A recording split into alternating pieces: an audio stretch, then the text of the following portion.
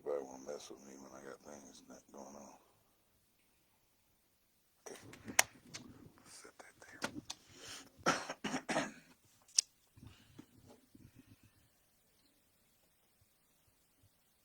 Right.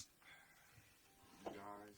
See, man, I thought I cut that. Oh, no, that was, you went live. That's all. I did. Yeah. Just now. Mm-hmm. Am I live? Mm-hmm. All right, cool. Where are we live on, by the way? Oh, I see it now. Facebook. There we go.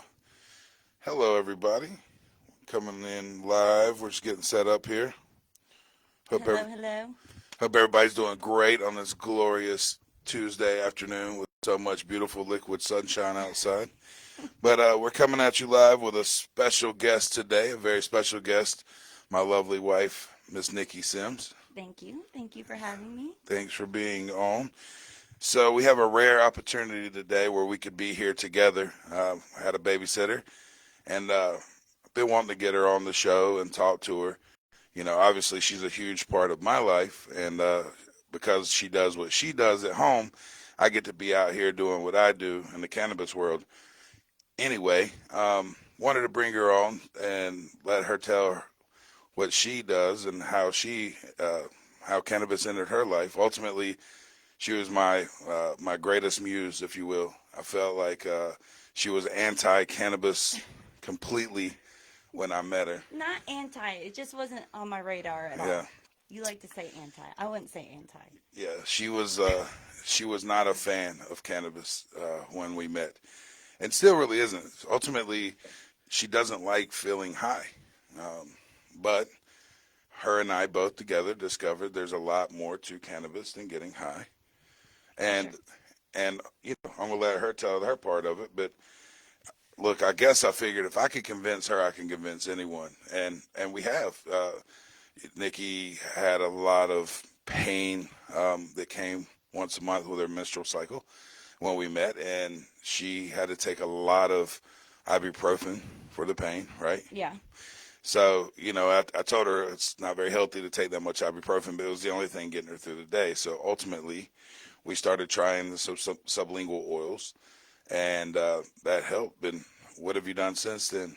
What's helped you out since then?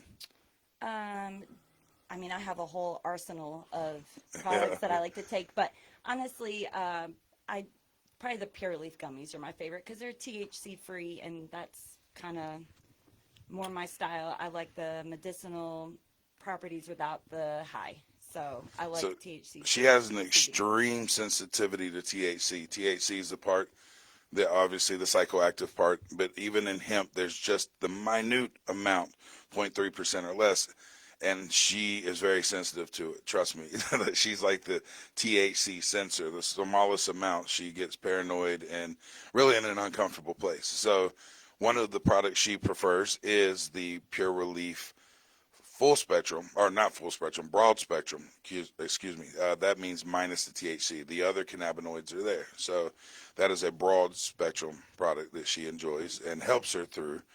And beyond that, you do the sublingual oil and you do um, the sublingual oil and you do also some of the infused tampons, correct? Yeah, I do. So not to TMI and put all her business out there, but ultimately it's it's I thought helped her. this interview was about Nah, you. I want to talk. It is about me. It's about Somehow both it's of us. become all about So, me. but anyway, so she got a lot of help and with those products, and she now takes zero ibuprofen, and she can tell you every day that cannabis is what helps get me through my life every day, and helps me with the stress and pains and anxieties, things that you deal with. But I'm in a great place every day. But anyway, she wanted to come on the show and interview me. I'm always interviewing other people, and she thought it would be a good idea. I'm rethinking the whole thing. If she could interview me here, and I said, sure, let's go for it. So I told her, come on and interview me. Talk just to talk. It's fun not to be with kids. We miss our kids, but thank goodness we're getting a minute to breathe. But what's up, babe? What questions you got for me? Well, we talk a lot, and I think you have actually, I don't think, I know you have a really interesting story, and it's unconventional and it's a little wild, fun, exciting, and I think people would really enjoy to kind of learn more about you. I know the answer to most of these questions, but I don't think the world does. I hope I know. I hope I know. So, yeah, let's get started. Yeah, let's Maybe go for it. let's just start. Tell us like a little bit about just your background. Like if somebody didn't know you at all, like how old you are, where you're from. Okay, cool. childhood, We can do all that. Like- quickly. Yeah, people aren't going to care much, but, good old Michael Sims from right here, Charlotte, North Carolina, born at Presbyterian Hospital, 1980. That makes me 40 years old for those at home counting. But anyway, raised and born here right in Charlotte. My father passed away at a very early age, at 4 months old. And, ultimately he had PTSD before we knew what PTSD was from Vietnam. And he had a battle with alcoholism, among other things, that ultimately cost him his life. So that's kind of the very beginnings at 4 months old. And was raised with a single mom and my sister and my cousins and aunts. And ultimately from that point kind of started me in the cannabis industry. My mom was anti-alcohol and could see the negative effects of alcohol, and kind of nudged me in that direction. Hey, look, if you're going to take something recreational or do something, which I know you are at some point, I would much rather you go the cannabis route or weed route instead of alcohol, because alcohol ultimately can cost you your life. And that's something that was instilled from in my brain early on, and I'm thankful for that. So that really started my path, and shout out to Mom Dukes. She was always a cannabis advocate, and to the point where my friends kind of laughed and loved it, and we were kind of known for it. But what that meant was having a happy home, a happy mother, and a present mother. And, I immediately from an early stage realized we were being lied to about cannabis, that, the things that the DARE officers and these textbooks are telling us about this drug is simply not true. I did notice there are some effects, like we had awesome munchy nights and things like that. I was not participating, by the way. This was Mom would have, so you would see the effects. But ultimately, from an early age, I had the type of mother and the type of family that didn't keep much from me. So they said, "Hey, this is what this drug does. This is what this drug does. This is the negative and the positive parts or whatever of it." So they kept it real. And getting caught smoking and things through the high school years, when going and having to stand in front of the people punishing me, I still stood proudly. Like, okay, I got caught, but I'm not ashamed, and I didn't do something wrong. I don't think I just did something that wasn't within your rules. So that's a quick background of me. I've been everything in this city. I've everything from the banking industry to plumbing, construction, security. I was a bouncer. You name it, literally, you name it, I did it. I went to an interview at Allstate. They told me I wasn't corporate material. I ended up in corporate for 8 years just to prove them right. That was not corporate material. I had a towing business with my buddy Nate. Shout out Nate. Then I had a bail bonds business called Big Plunge Bail Bonds, and I quickly realized going and chasing people on weekends and holidays wasn't for me either. So, my entire life, cannabis was a big part of it. It's the only thing that got me through. When I went away from it, went the pharmaceutical route, things seemed to fall apart, mental-wise, physical-wise. The only time I felt right, grounded, and in the right place was with cannabis. And I always knew I wanted to be there. And then when Dan and Lindsay gave us, we all, serendipity or the universe or something brought us all together for this opportunity, I jumped at it. We saw the opportunity to create something and get in the door before legalization, and we did it. And we were hoping it would just be kind of a placeholder until things get legalized. But ultimately, it blew up way bigger than we thought, and CBD kind of changed our viewpoint of the plant in general ourselves. So. Why do you think that is? Like, there were so many CBD stores that were opening and so much competition around the same time that you guys did what you did. What do you think you guys did differently that gave you such success?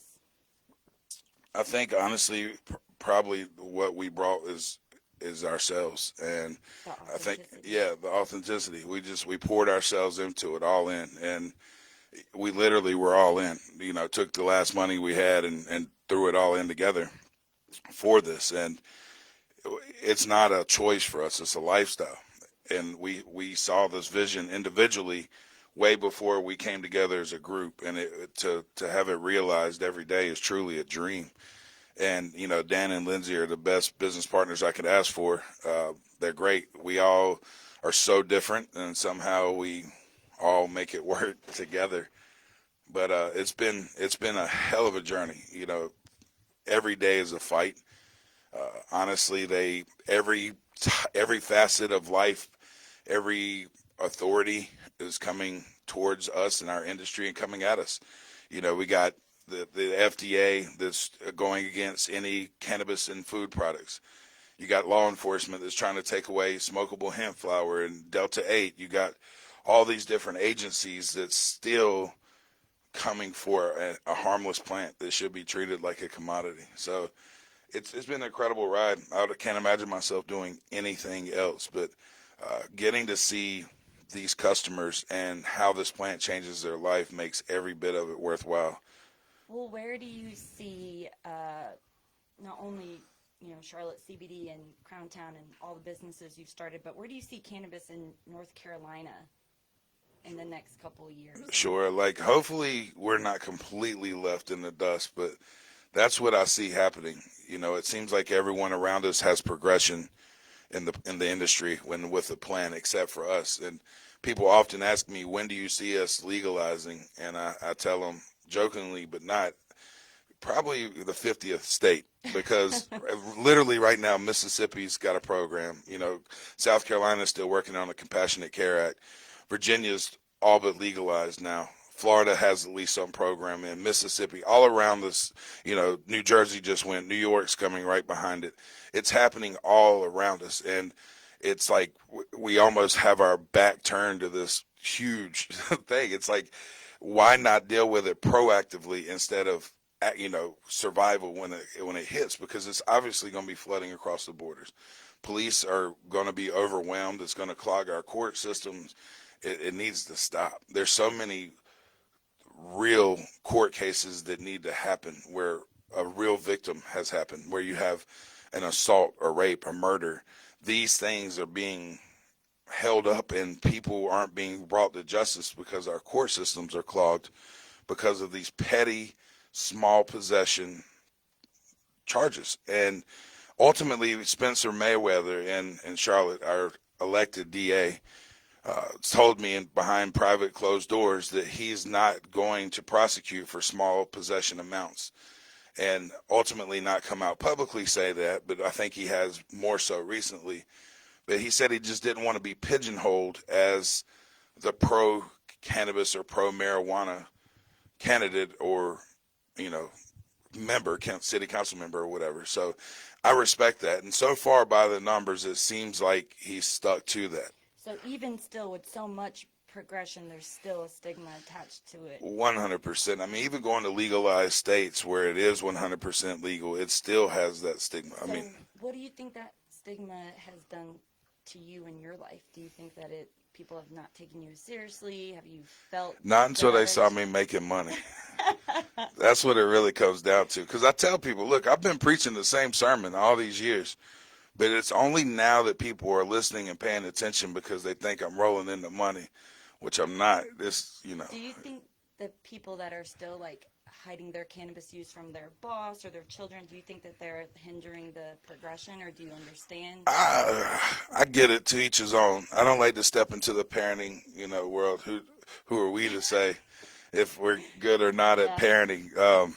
Look, most people will see our parenting style, and they definitely have some questions, to say the least. But I think people need to figure it out for themselves. But ultimately, I guess the hypocrisy is the thing that bothers me. If I see an adult standing there slamming a beer, a shot, a glass of wine, thoughtlessly, mindlessly in front of their children, but then you pull out a joint and it's like you pulled out a gun and pointed it at them or something. I mean, the whole mood in the room changes. And it's like, hold up, why is it okay to stand here with your alcoholic beverage, but it's an issue when you pull out the joint or, talk about cannabis or whatever. And, it's some deep rooted things that those urban legends, the urban myths, these stories that get ingrained into our thought process. And even being a big advocate as I am, I still have to be mindful that other people aren't. So when I'm around other people's kids, or other people's families, or people that aren't comfortable, I at least kind of give them the warning shot of, hey,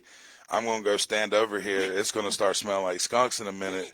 If that offends you, I can take a few more steps. But ultimately, I'm going to be me. And the same thing to my children. My children know what cannabis is already. And they know it's for daddy. They know it's for adults.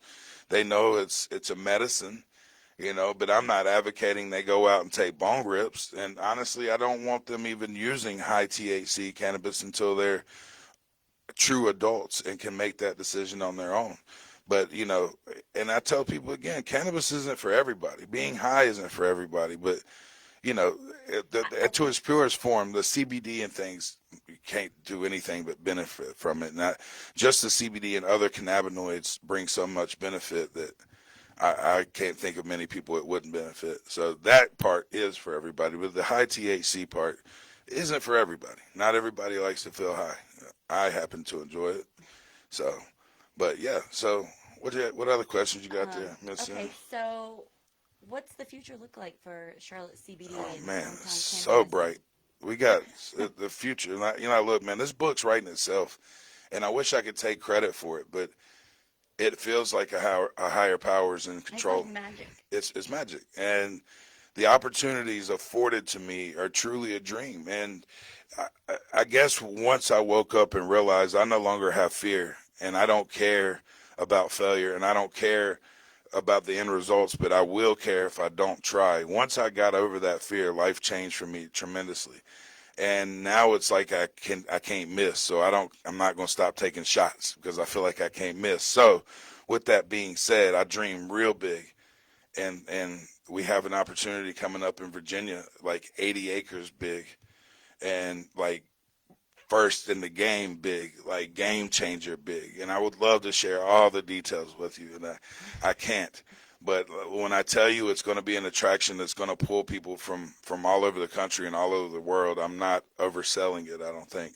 So, cannabis is a plant. It's a lifestyle. It's a movement. I think there's more of me than not of people that want to come out and say, I enjoy a joint after work, or I use cannabis throughout the day to get through my day, but they can't because they're worried about what their family will think about them, or their employer, or worried about drug testing, or worried about labeling, or worried about not whatever. It's crazy, but it's to me it's like a glass of wine after work, or beer, or meditation, or yoga. Smoking is not healthy, but it's way healthier smoking that than it is tobacco. And however, you can take cannabis way more ways than smoking it. So, I could preach on forever about that.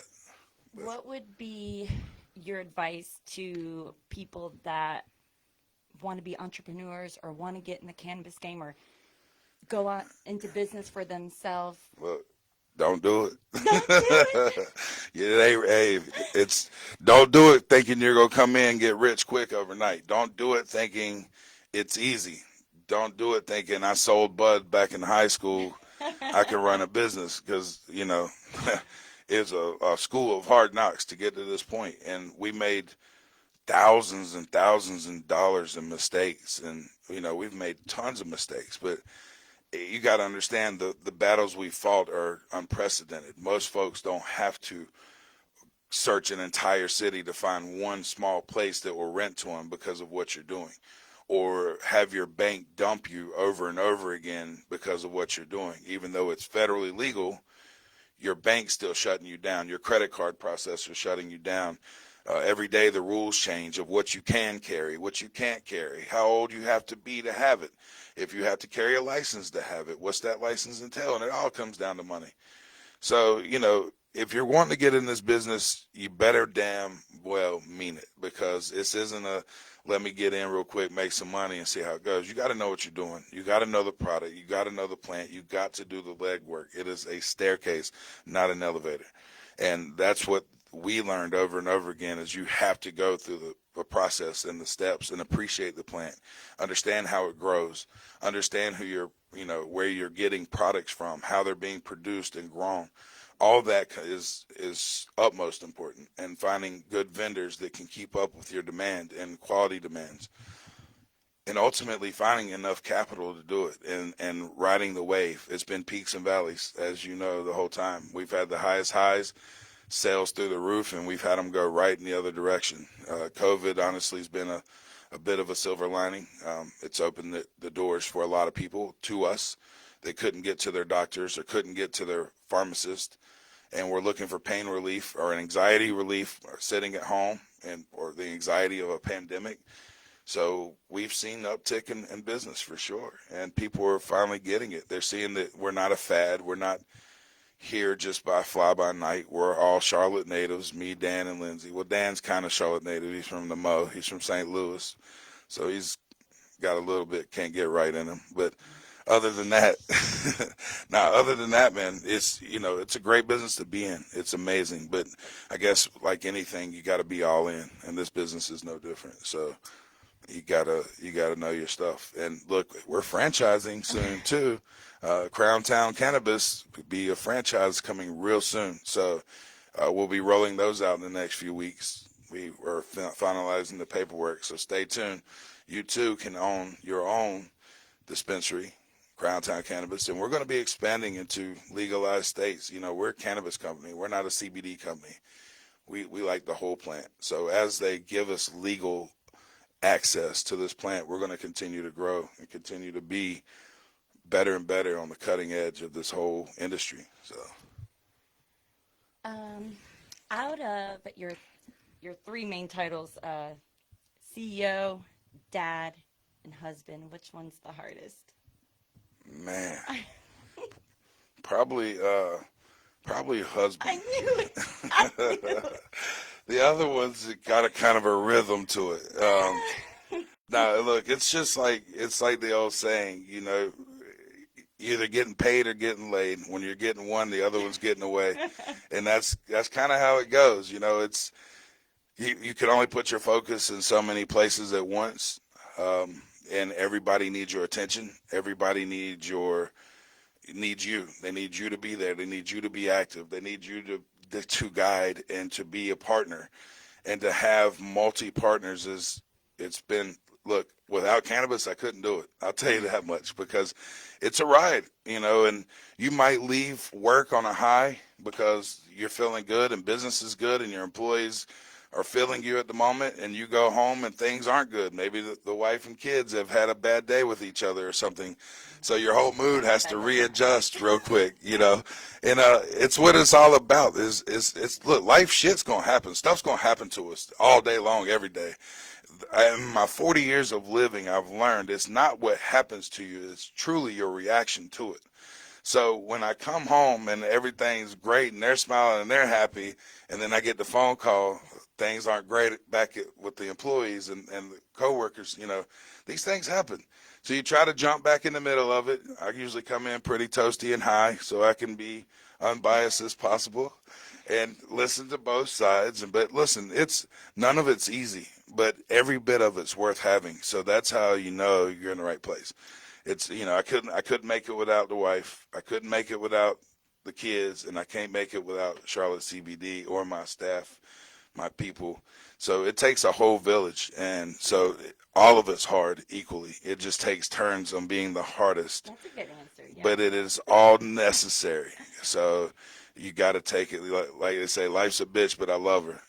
So people that were interested in being their own boss or an entrepreneur or a business owner, describe like a day in your life. Like, what does a typical day for Mike Sims look like? Because I'm sure it doesn't look like the average 9-to-5er or.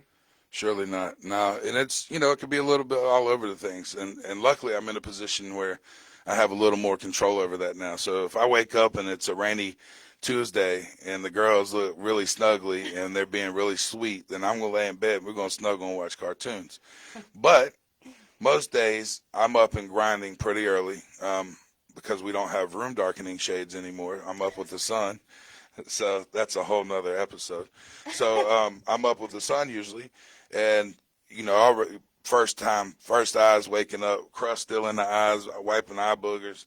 I'm checking sales, I'm checking emails, I'm checking cameras, I'm making sure everything's good, making sure I didn't get any overnight text of everything's gone crazy. Sometimes it will. There's been store break-ins and glass break-ins and all kind of things that you get calls for in the middle of the night, but I wake up, read the headlines, check accounts, bank accounts, check sales, feet hit the floor, we're showering, wife and kids, kissing and loving, I'm out the door. I got an hour ride in, so that's usually when I take the phone calls. I like to listen to podcasts now. There's a few good books on tape on Audible. There's one I'm listening to now, What You Think is What You Become. Great book. Plug. I need the money on that. But then we come in and we try to meet daily. If not, we meet at least twice a week. And by myself and me, I mean Chuck, our accountant, Dan, Lindsay, our store managers. We try to meet as often as possible, but usually on Mondays. And we all kind of sit. We get through the business part of it. Then we have our morning cannabis smoke, Lindsay and I. And Dan usually doesn't participate. And then we have our little kind of think tank sessions, our ideas, and we take care of, not only what needs to be handled now, but we think, where are we going? Where's the future? Where's today? Where's tomorrow? What expansion we're looking on? So it's a lot of communication and interaction.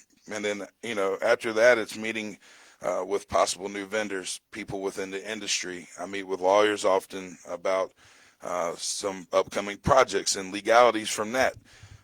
Then we try to meet with people from within the industry as often. We got new vendors. We got lawyers that we got to meet with about the upcoming franchising. So we have a lot of things. Then we got to meet with marketing people all the time. We got things we like to record. So that's usually a day. And then, I like to travel to my Columbia store as much as possible. And then we have the distribution company here. But really, it's just a lot of meetings and a lot of kind of trying to keep a pulse on the whole thing, kind of taking care of the fires and the issues as they're thrown at you. And then in the afternoons, I'm back home with the wife and kids, and I try to focus on them as much as possible when I'm home and be daddy. We have a lovely new home. We have a boat that we go out on oftentimes, so you'll find me on the boat usually. And then we usually have nightly hot tub time with the girls. And that's a day in the life of. But look, I've learned to put enough time in there for me, and that's the rides to and from work. And usually after everybody's asleep, I do my research then, my reading then, trying to stay up on the current events. And, I'm always connected, and I try to give people my attention as much as possible. But I might be in a different setting. I might be sitting in a bar. I might be sitting in a restaurant with you. I might be wherever you're at, but I'm working. Long story short, you are always working. I am always working. And Always it's hard because when you're always working, not everybody gets your undivided attention. So I get told often, put your phone down. Like, give me the attention. It's okay. She's right. But it's hard to balance it all. But I'm not complaining. These problems are great to have. And it's all learning, and we get better every day as a business and as a couple, I think, and as parents. But ultimately, I really have to give a lot of the credit to cannabis because she doesn't like me much if I haven't had my cannabis for the day. So, what other questions? You don't even Mary Jane. All right, I'm just gonna do we're gonna do a fast round. All right, go. Just little lighter questions. Okay, go. Okay, ready? Yeah. And then we'll wrap up. Okay. Alcohol or cannabis? Cannabis all day. CBD or Delta 8? Ooh, CBD. Yeah. Because I like Delta 9, so I'm going to keep yeah, so CBD. Your first wife or your second wife? Next question. I only had one. I'm just kidding. Sunrise or sunset? Oh, man. Both are special, but sunset, man, it gives you a time of reflection. Cozy night at home or a wild night out? Cozy night for sure now. That's 40. Yeah. That's Ask me 40. 5-6 years ago, it would not have been the same answer, but definitely cozy night at home. Home cooked meal or go out to eat? Who's If it's a meal that I didn't who's actually cooking? burn. Who's cooking? All right, home cook for sure. The love, man. The love. Scarlett or Bodie? Oh, come on, man. Yeah, neither. Nah. Yeah, Both. yeah, both. Cats or dogs? Neither, man. You know, I miss my dog. I had an English bulldog, but they're both cool from afar. I'm clean these days. You know what I mean? I ain't trying to have dog You're hairs on kid me. people now. I'm kid people now. So dogs if I had to choose, but I'm over the animal thing. I like the two-legged animals right now. That's enough. Christmas or Halloween? Halloween all day. Hustle or party? Hustle. Money over everything. Beach or mountains? Gotta have that water. I'm high enough so we can do the beach. Yeah. Pac or Biggie? Man, gotta have Biggie. East Coast all day. Yeah. All right, that was That's our, all you that got? completes Awesome. my fast round. Nah, but look, thank you for being on the show, and thank you for Thanks it. for having me. Look, for real, people say it or whatever, but it takes an entire village for me. I'm like the biggest kid, and You're my hardest. yeah, she keeps me straight. Basel over here behind the cameras, but man, if you can see the setup this man put up for this, he's solid. Basel keeps me in line. But Got a look, good team. I got a good team. My staff, my business partners, my friends for putting up with me, my family for understanding. I get to live my dream every single day. Like every day, I can literally wake up and choose what I want to do, where I want to be, who I want to be. I've learned to literally wake up and see it and do it and grind it till you get it. If you want something, just get it. And I know it sounds cliche because everybody's like, whatever, man, you're in a better place, whatever. Look, I've been broker than any of y'all listening. I've been in some dark places. I went through a layoff, a divorce, a bankruptcy within 3 months of each other years back. And, you know, the only thing that got me through it is hating being there. I hated being in that place where, Get to a bad place, but don't stay there. right, don't stay there. And, you know, if I can give, I'm nobody in this whole thing, but I can tell you I've achieved my level of happiness that I didn't think was achievable. And I hope if anybody's listening, they can too have this journey and realize bad days are just that. It's a bad day. Don't make it a bad life. Every day is another moment. Every moment's another moment to get it right, to go another direction. And, you know, there were times I didn't want to keep going, and I would have missed out on so much. And if anybody's listening, like, to this, like, just understand it is achievable. Anything's achievable. And if you need the help, don't be afraid to ask for the help. If cannabis is the answer, if pharmaceutical is the answer, the doctor, your friend, your cousin, if you're looking for the answer, keep looking. Don't give up because it doesn't always come easy. And sometimes the answer is waiting on you. It's just waiting on you to get to it and the journey it takes. So if I got anything to say, man, keep going. Live your dreams. Be who you are. There was a long time in my life I couldn't tell people about the cannabis I use, and it still has to come with certain, you know, gloves on. I have to hold back how I say things and where I say things because of the laws and the stigma around this plant. But I've ultimately had a coming out of the closet in the last decade of my life that I can say cannabis is a huge part of my life. And it not only, yeah, it's my life. It provides for me. It provides for my family. It provides the medicine I need to be who I am every day. And, You owe everything to it. yeah, and what a beautiful life. But thank you again, Mrs. Sims, for being on the show. Real quick, shout out to Crown Town Cannabis for making this all happen. But this is my favorite product now that we have. It's all sublingual oils are not created equal, and neither is this one. But this is the best blend of the best stuff I've ever had. But it's 1,500 milligrams CBD and CBG, and it is crystal clear, and it tastes delicious, and it helps so much with pain, inflammation, anxiety, and We it get a lot of people asking about sublingual oil that's tailored to pain. Certain that's things, yeah. For CBG and CBD. Yep. So the perfect check it match. out. All the Crown Town products are amazing. We got great gummies, sublingual oils, flour. We got some Delta 8 stuff that will definitely provide you a feeling greater than CBD. It'll have you feeling right for sure. So check out our website for those that haven't seen it in a while, cltcbd.com. Come in the store, check us out. we're getting this COVID thing behind us. We're all getting vaccinated. The numbers are dropping. Looks like we're getting back to normal, somewhat back to opening. We're going to start having events in the stores again, being part of some local cannabis events where we can all be together again and feel the energy of each other's love and surroundings. I think that's something we're all suffering through, and mental health is a real struggle right now for a lot of people. So thank you for anybody that listened to the end here, to this far. Thank you for being on the show. Thanks, Basel, as always, for the magic behind the scenes. And peace, love, and cannabis. I hope everybody has a great Tuesday. You'll start seeing more and more of us. We love you. We out.